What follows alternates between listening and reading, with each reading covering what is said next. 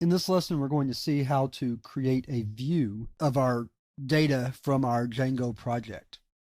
So open a command prompt and go to the project MySite directory. And to create views, first thing we have to do is set a URL configuration file. Open your text editor and then open a file in the project MySite directory called urls.py. First thing you're going to do is uncomment the two lines that I'm uncommenting right here, the from Django contrib import admin and admin auto discover. And then you're also going to add a line like so. And what we're doing is we're writing a regular expression. This is just a pattern matcher to match a pattern.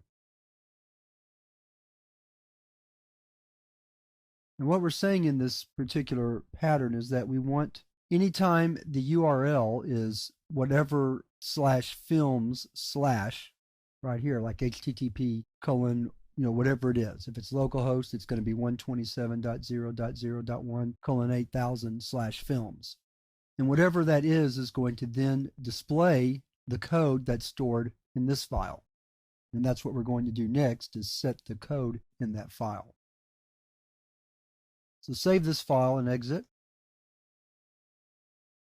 And now let's see if we can actually view a file. Let's open a browser. We're going to type http://127.0.0.1:8000/films.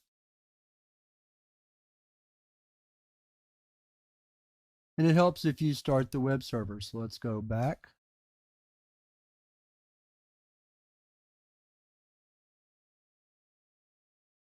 Run the server. There we go. Bring this back into view. Refresh. All right. It's an error, but I expected that error because we haven't actually written a view yet. So that's the next step. So minimize this. Stop the server.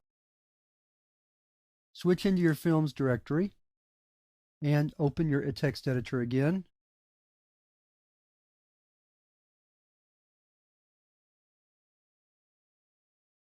And select views.py. So the first thing we're going to do is write a very simple view. First thing we have to do is import the HTTP response library.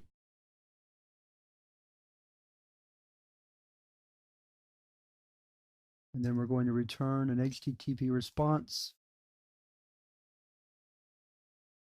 Just a little message to the user. So we'll save that. We're going to leave it open. Oh, let's close it. We'll come back to it though. Bring our browser back up. Refresh. Always forget to start the server. So we'll start the server again. There we go.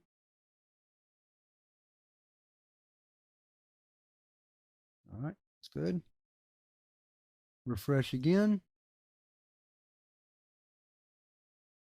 So now we know we're connected, but that's really not what we want. We want to see films or a list of our films. So what we need to do is we need to modify our view. So let's open the view file back up again, and let's change that to something a little bit more meaningful. Come up to the top of our script. We're going to add an import line. Import our films app. We're going to get rid of this line and add the following. Film list equals films.objects.all.